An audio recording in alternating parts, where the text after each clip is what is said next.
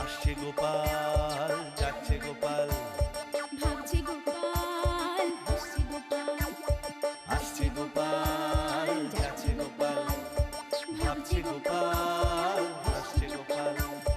যুগের পরে যুগ কেটে যায়, মানুষ তাকে ভোলে না। যুগের পরে যুগ কেটে যায়, মানুষ তাকে ভোলে না। চলে না রে, চলে না রে, চলে না রে, চলে না, চলে না রে, চলে না রে, কাকে ছাড়া চলে না। কে সে পরিচয় কি তার? হাসির রাজা, জ্ঞানের রাজা, রসিক রাজা গোপাল ভাঁড়। হাসির রাজা, জ্ঞানের রাজা, রসিক রাজা গোপাল ভাঁড়। হাসির রাজা, জ্ঞানের রাজা।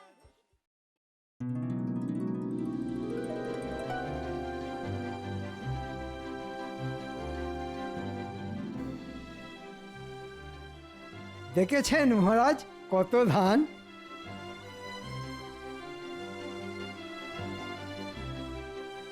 আহা, দেখলেও যেন চোখ জুড়িয়ে যায়। ঠিক বলেছেন মহারাজ, এবারের মতো ফসল মনে হয় আগে কখনো হয়নি। সবই মা ভবানীর কৃপা। মহারাজ আমি সব প্রজাদের বলে দিয়েছি, ফসল যখন এবারে ভালো হয়েছে তখন খাজনাও আগে ভাগে দিতে হবে। আর আগে ভাগে খাজনা পেলে নবাবের খাজনাও আমরা সময়ের আগেই মিটিয়ে দিতে পারবো। বাহ বাহ বাহ, খুব ভালো কথা, খুব ভালো। আমি সব সময় ভালো কথাই বলি মহারাজ, কিন্তু কিছু লোকের কান ভাঙানিতে আপনি আমায় ভুল বোঝেন মহারাজ।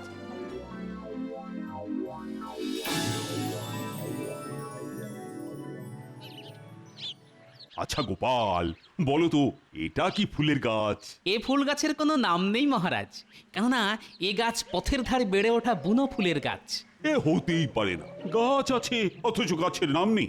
আসলে তুমি জানো না তাই বলছো। আজ তাহলে একটা কথা বলি, গোপাল অনেক কিছুই জানে না মহারাজ, কিন্তু এমন একটা ভাব করে যেন কতই না জানে। যতদূর মনে হচ্ছে এটা হচ্ছে গোকুল ফুলের গাছ। গোকুল ফুল? মহারাজ, গোকুল নামে পিঠে হয় শুনেছি, কিন্তু গোকুল ফুল না না, এটা আমার জানার মধ্যে পড়ে না মহারাজ। জানবে কি করে? হ্যাঁ, তুমি তো আসলে ঘেঁচু জানো। আমি ঘেঁচু জানলে আপনিও মানকচু জানেন। কি এত বড় কথা, আমি মানকচু জানি? দেখেছেন মহারাজ, গোপালের আস্পর্ধাটা একবার দেখেছেন? আপনাকে মান কচু বলে অপমান করলো। এই গোপাল, তুমি তুমি আমার সামনে থেকে দূর হয়ে যাও তো। তোমার মুখ আর দেখতে চাই না আমি। তার মানে চাকরি থেকে তাড়িয়ে দিচ্ছেন? সে তুমি যা মনে করো তাই চাও। একটু ভোরকে দিয়ে যাচাই করে দেখি। ঠিক আছে, চলে যাচ্ছি। জানেন তো, বর্ধমান রাজা কিন্তু আমাকে নেবার জন্য হাত ধুয়ে বসে আছে। তাহলে যাই, বর্ধমানেই চলে যাই। হ্যাঁ হ্যাঁ, যাও যাও। কি ভাবছো তোমাকে ছাড়া কৃষ্ণনগর অন্ধকার? গোপাল সত্যি সত্যি বর্তমানে চলে গেলে তো খুব মুশকিল। মন্ত্রী, আমায় কথা বলতে দাও। শোনো গোপাল, চাকরি থেকে তাড়িয়ে দেবার কথা আসছে না, তবে মুখ দেখবো না যখন বলেছি, তখন কাল থেকে আগামী 3 মাস তোমার মুখ আমি দেখবো না। এই 3 মাস তুমি ঘরে বসেই মাইনে পাবে। বাবা, ঘরে বসেই মাইনে? তবে হ্যাঁ, ভালো ফসল হওয়ার জন্য আমি যে সকলকে মাইনে বাড়িয়ে দেবার কথা বলেছিলাম, তুমি কিন্তু সেটা পাবে না। শুনলে তো গোপাল, এবছর তোমার মাইনে আর বাড়বে না। এই হলো বাচালতার শাস্তি, বুঝলে? বাংলায় একটা কথা আছে জানেন তো, মানুষে দিলে কুলোয় না, আর ওপরওয়ালা দিলে ফুরোয় না। মহারাজ যতই দিন না কেন, তাতে আমাদের কারোরই ভালোভাবে চলে না। হ্যাঁ, কিন্তু ওপরওয়ালা দিলে সারা জীবন ফুরোবে না। আমি তাহলে চলি মহারাজ। হ্যাঁ হ্যাঁ, যাও, তুমি এখন আসতে পারো।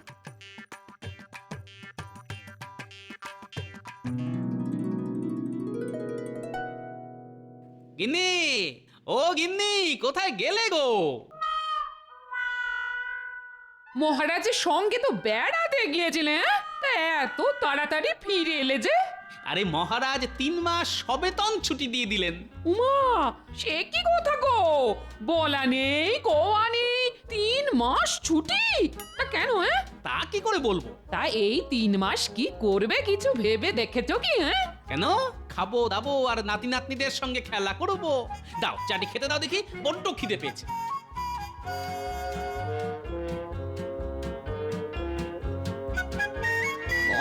মহারাজ শুধু মধু ছুটি দিয়ে দিলেন? নিশ্চয়ই এর মধ্যে কোনো রহস্য আছে। কি জানি বাবা, এতদিন ঘর করেও মানুষটাকে ঠিক বুঝে উঠতে পারলাম না। দূর,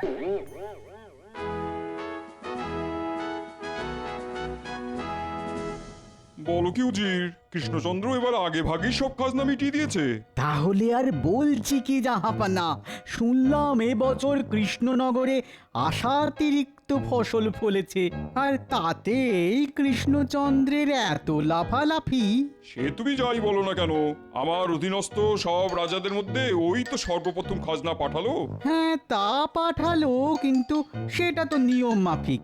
কিন্তু ভেবে দেখুন জাহাপানা, কৃষ্ণচন্দ্র কিন্তু একবারের জন্যও আপনাকে জানালো না যে তার রাজ্যের অতিরিক্ত ফসল ফলার কথা। বলুন বলুন, এটা কি অন্যায় নয় বলুন? হ্যাঁ হ্যাঁ হ্যাঁ হ্যাঁ, এটা খুব অন্যায়। আচ্ছা উজির, এই অন্যায়ের জন্য ওকে কি শাস্তি দেওয়া যায় বলো তো? আইন মাফিক তেমন তো কোনো শাস্তি দেওয়া যায় না হুজুর। তাহলে?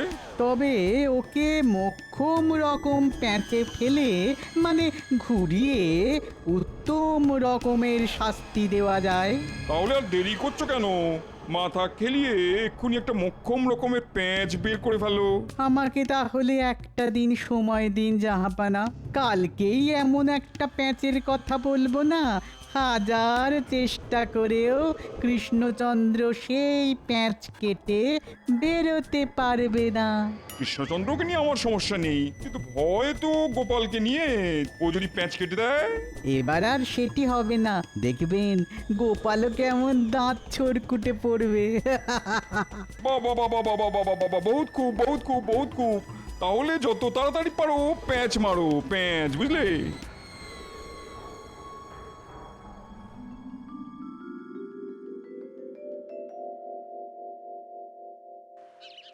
কই গো গিন্নি, আরে কোথায় গেলে? একবার এসে দেখে যাও কেমন বাজার করে এনেছি।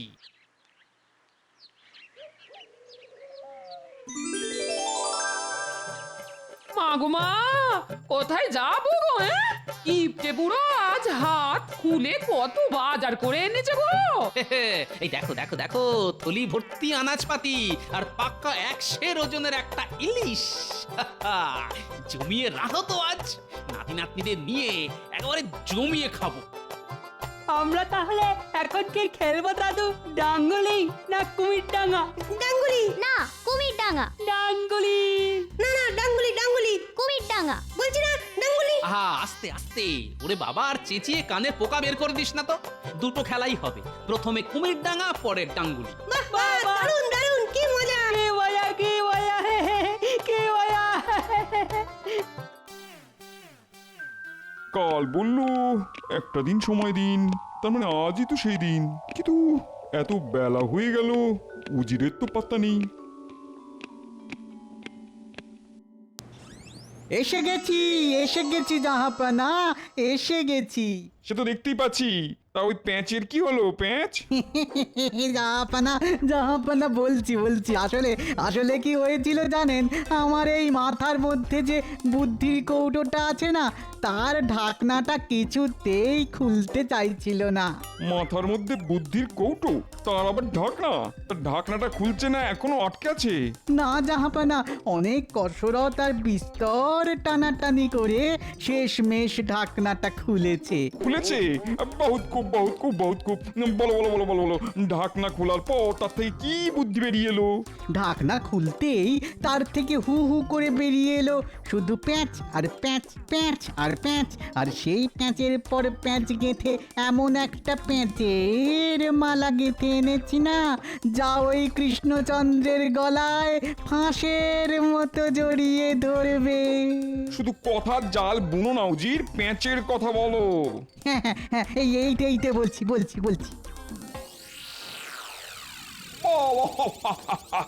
বহুত খুব বহুত খুব বহুত খুব। সত্যি উজির, তোমার পেটে পেটে তুড়ি তুড়ি তুড়ি, মাথার মধ্যে এত পেঁচ।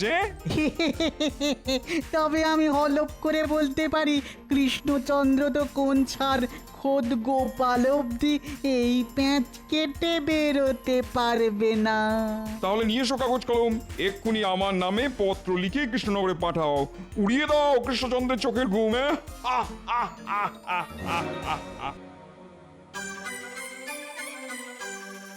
মহারাজ, আজ একটা সুখবর ঘোষণা করবেন বলেছিলেন। আরে করব করব, এত তাড়া কিসে? আসলে মনের ভেতরটা বড্ড আনচান করছে যে। বাহ বাহ, একেবারে আঞ্চন করছে। হ্যাঁ মহারাজ, সুখবরটা শোনার উত্তেজনায় বুকের ভেতরটা কেমন ধরপড় ধরপড় করতে শুরু করে দিয়েছে। থাক, এতই যখন ধরফড় করছে তখন বলেই ফেলি, কি বলো? হ্যাঁ মহারাজ, বলুন বলুন। ভালো ফসল হওয়ার জন্য আমি সকলকে মাইনে বাড়িয়ে দেবার কথা বলেছিলাম, কি মনে আছে তো? আছে মহারাজ, মনে সেই কথা, এই হৃদয়ে আছে সেটা গাঁথা। তাহলে সভাকবিকে দিয়ে শুরু করি। আর সভাকবির মাইনে বাড়লো 10 টাকা। এই বাজারে 10টি টাকা, তার যে বড় দাম, কিনতে পাবো মাছ মাংস আর যে পাকা আম। সেনাপতি, রাজবৈদ্য, রাজজ্যোতিষী আর রাজপণ্ডিত এই সকলের বাড়লো 15 টাকা করে। মহারাজের জয় হোক। বিজ্ঞানী ছুটিতে দেশে গেছে, ও ফিরে এলেই ওর বর্ধিত মাইনে আমি ঘোষণা করব। মহারাজ, গোপালের মাইনে? ওর কথা এখন থাক। সেই ভালো মহারাজ। তবে আমার কথাটা এবার বলুন, কত বাড়লো আমার? আর তুমি যেহেতু মন্ত্রী, তাই তোমার মাইনে একটু বেশি বাড়বে। তোমার মাইনে বাড়লো 20 টাকা। এ মা, মাত্র 20? কেন, আপনি কি ভেবেছিলেন মাইনে বাড়বে ঝুড়ি ঝুড়ি? এই তোমার থামা তো, থামা, সব কথায় কেবল হ্যাঁ হ্যাঁ করে হাসা। মহারাজ কৃষ্ণচন্দ্রের জয় হোক। আরে নবাবের দুধ যে, তা বলো কি খবর? নবাব এই পত্রখানি পাঠিয়েছেন।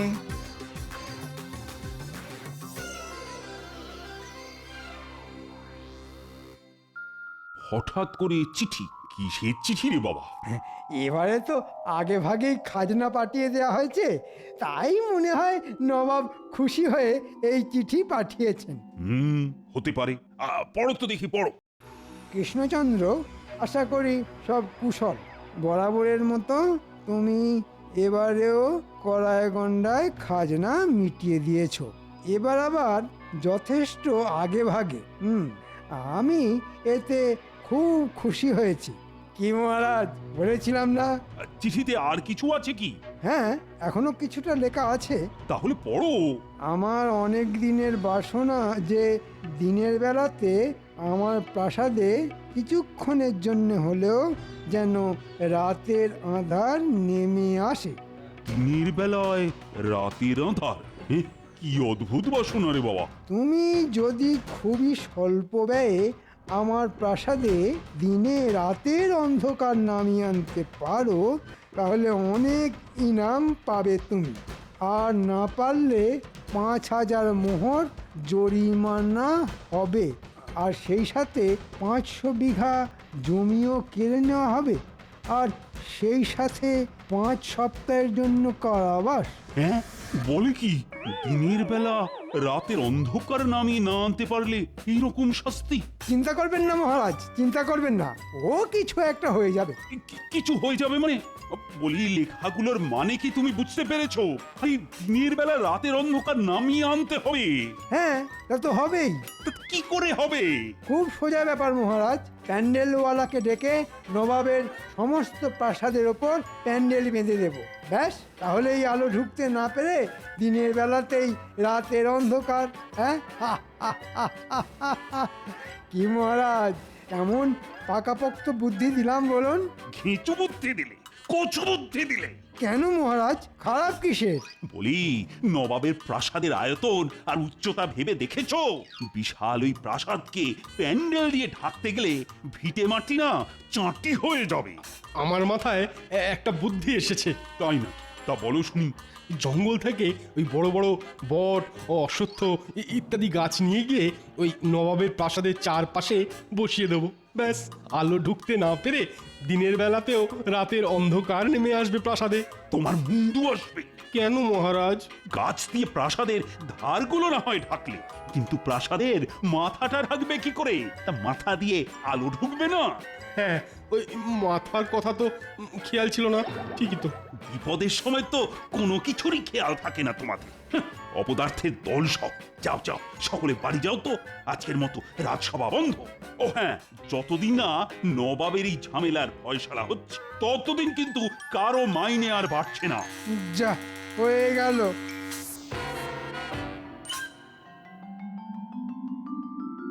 নে পুটি, দেখে দেখে শিখে নে। ঝোলের আলু হবে লম্বা, আর ডালনার আলু হবে ডুমোডুম।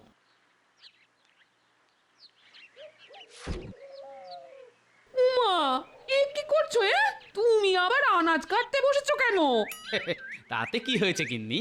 বাড়িতে বেকার বসে আছি। নাও নাও নাও, এই ওঠো ওঠো, আমি যখন এসে গেছি তখন আমায় দাও। তাহলে কিছু খেতে দাও। আলু কাটতে কাটতে বুঝলে বড্ড খিদে পেয়ে গেছে। ও, আবার খিদে? দাঁড়াও দাঁড়াও, দিচ্ছি। কি বলছেন কি? নবাবের এ কিরকম অদ্ভুত বায়না! বায়না নয়, বায়না নয়, এ হলো নবাবের শয়তানি। যেন তেন প্রকারে আমাকে বিপদে ফেলা। এখন কি করবেন? সেটাই তো চিন্তা। একবার গোপালকে ডেকে পাঠালে হয় না? গোপাল? না না না রানী, তা হয় না, তা হয় না। আমি 3 মাস ওর মুখ দেখবো না বলে দিয়েছি। কিন্তু গোপাল ছাড়া এ বিপদে আর বাঁচাবে কে? ঠিক আছে ঠিক আছে ঠিক আছে, ব্যাপারটা আমার উপর ছেড়ে দিন। জানি না কিভাবে এই বিপদ থেকে পরিত্রাণ পাবো। উফ, কেন যে গোপালের মুখ দেখবো না বলে ফোন করে বসলাম। উফ।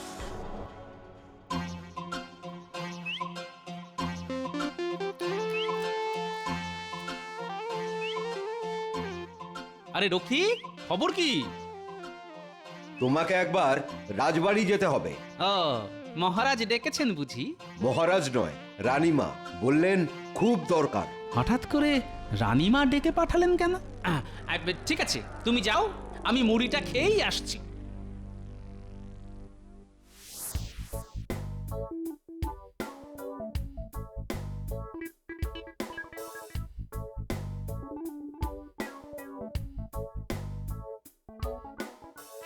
अंदर आ सकते हो? কে? हम माजी। সে না হয় বুঝলাম, কিন্তু না বলে হুট করে আমার ঘরে কেন? अब तो हमको आने बोला, তাই हम চলে এলাম। হিন্দি বলার মধ্যে যথেষ্ট গন্ডগোল আছে। আচ্ছা, পরিষ্কার করে বলো তো তুমি কে? না হলে আমি কিন্তু রক্ষী রাখবো। আরে গোপাল! আগে কিন্তু এভাবে বোরখায় মুখ ঢেকে কেন? কি করব বলুন, মহারাজ আমার মুখ দেখবেন না বলে দিয়েছেন, তাই তো বোরখায় মুখ ঢেকে এসেছি। মুখোমুখি হলে যদি আবার তাড়িয়ে দেন। কিচ্ছু দেবেন না। শোনো গোপাল, বড় বিপদে পড়ে তোমায় ডেকেছি গোপাল। দিনের বেলা রাতের অন্ধকার, বাবা এবার তো বড় চিন্তার কথা। চিন্তা বলে চিন্তা, চিন্তায় চিন্তায় তোমাদের মহারাজের খাওয়া ঘুম সব বন্ধ হয়ে গেছে। আচ্ছা গোপাল, তুমিই বলো, এবারে আশাতিরিক্ত ফসল ফলেছে বলে কত সুখে আছে এ রাজ্যের মানুষ, কত আনন্দে ছিলেন তোমাদের মহারাজ। তা থেকে যে কি রাহুগ্রাস লাগলো। কি বললেন? রাহুগ্রাস? ঠিক আছে ঠিক আছে, আমি দেখছি।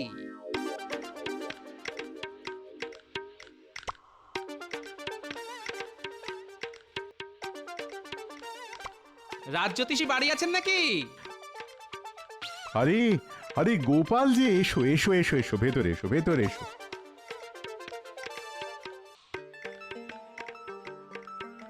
একটা বিশেষ প্রয়োজনে আপনার কাছে এসেছি। বলো। আচ্ছা, কাছাকাছি কবে সূর্যগ্রহণ লাগছে সেটা বলতে পারেন? দাঁড়াও দাঁড়াও, একটু বসো, আমি একটু পঞ্জিকাটা নিয়ে আসি। হ্যাঁ,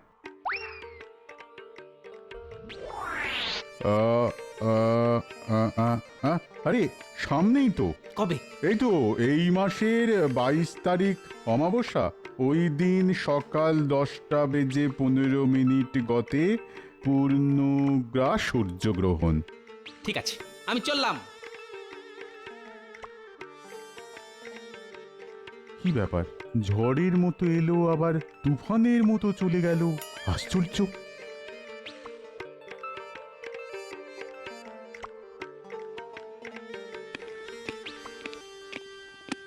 গোপাল, আমি আমার কথা ফিরিয়ে নিচ্ছি। তোমার কাছে আমি ক্ষমা প্রার্থী। আমাকে আমাকে বিপদের হাত থেকে রক্ষা করো গোপাল। রানীমা, রানীমা, পেয়ে গেছি। পেয়ে গেছো? হ্যাঁ, শুনছেন শুনছেন মহারাজ, গোপাল উপায় পেয়ে গেছে। কি কি কি উপায় পেয়েছো শুনি গোপাল? এখন কিছু বলবো না, ভেলকি যা দেখাবো তা একেবারে নবাবের প্রাসাদে গিয়ে। আপনি শুধু নবাবকে জানিয়ে দিন এই মাসের 22 তারিখ আমরা মুর্শিদাবাদ যাচ্ছি।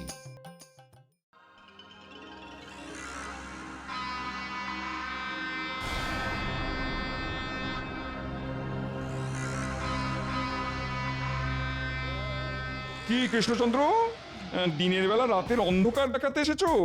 তা সাজ সরঞ্জাম কোথায়? আছে হুজুর, সব ব্যবস্থা আছে, সময় এলেই দেখতে পাবেন। দেখতে পেলেই ভালো, আর তা না হলে কৃষ্ণচন্দ্র আর কৃষ্ণনগরে ফিরে যেতে পারবে না। সোজা গিয়ে ঢুকবে আমার কারাগারে। পুরো 5 সপ্তাহের জন্যে। জানি না গোপাল যে কি করবে।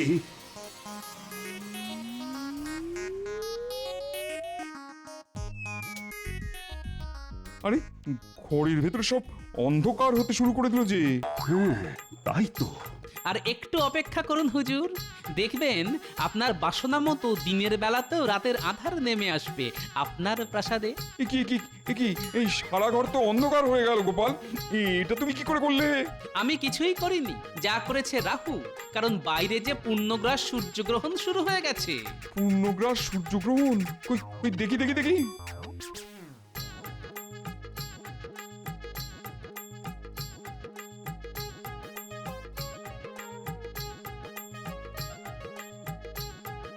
উজির, আজ যে পূর্ণগ্রাস সূর্যগ্রহণ, তুমি এটা জানতে না?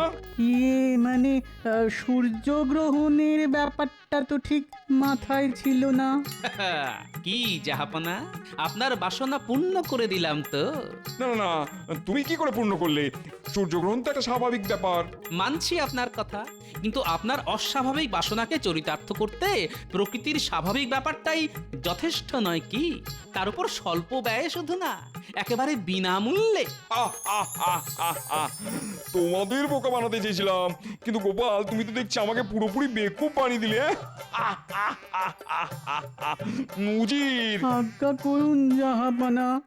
দুটো কাজ করতে হবে তোমায়। প্রথমত কৃষ্ণচন্দ্রের জন্য ইনাম নিয়ে এসো, 5000 মোহর আর 500 বিঘা জমির দলিল। আর দ্বিতীয় কাজ? এরপর দূর হয়ে যাবে আমার চোখের সামনে থেকে। বারবার তোমার বুদ্ধিতে চলে গোপালের কাছে আমি পদে পদে হেরেছি। কি দাঁড়িয়ে আছো কেন? যাও। কৃষ্ণচন্দ্র, গোপালকে আমায় দিয়ে দাও। ওর মতন বিচক্ষণ বুদ্ধিমান যদি আমি পেতাম। সেটা কি করে সম্ভব জামাপনা? গোপাল যে আমার প্রাণ। প্রাণ চলে গেলে আমি বাঁচবো কি করে?